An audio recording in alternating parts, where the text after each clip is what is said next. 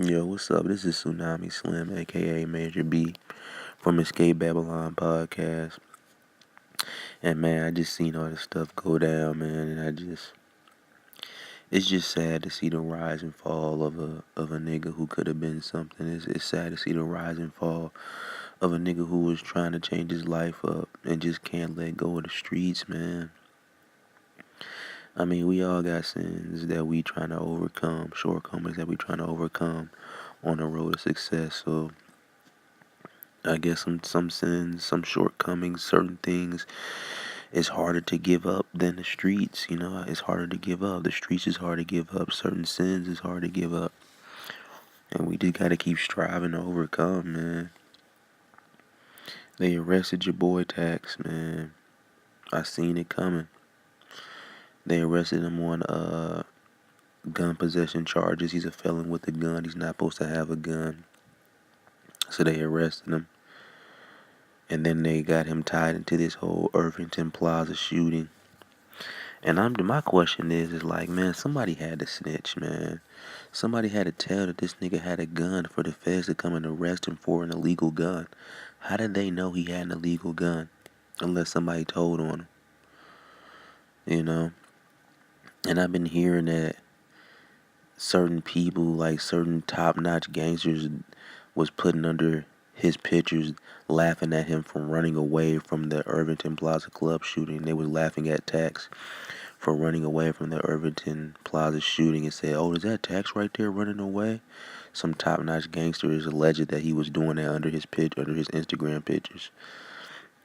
So if that's true, that's kind of suspect. I don't like that. Everybody's saying that top gangster snitched, but I don't know about all of that. You can't say that stuff without proof, you know what I mean? So you need proof to say that. But it's just weird, like all of a sudden he just got brought down on. I mean, we all knew it was coming. Everybody on the internet snitched, you know what I mean? The internet put the case together and showed who did what, allegedly who did what. And they put the whole case together for the feds to look at and say, okay, now we got our people we gonna come in and look at. And it was crazy is there's two different stories. Like one story says that Taxstone was arrested in Texas, but then another story says he was arrested in East New York. I think he was arrested in East New York, and it was another story out about somebody who looked just like Taxstone got arrested for the same crime, and he got arrested in Texas, and they both look just alike, except one of them doesn't have a beard and one of them does, but they look just alike. And it's crazy how people are mixing up these stories and saying that Tax was arrested in Texas when that was the other guy who got arrested in Texas for pretty much the same charges. So that's weird to me how they mixing up these stories, man. But we just gonna see how it play out, man. Like I was a fan of Taxstone podcast, man.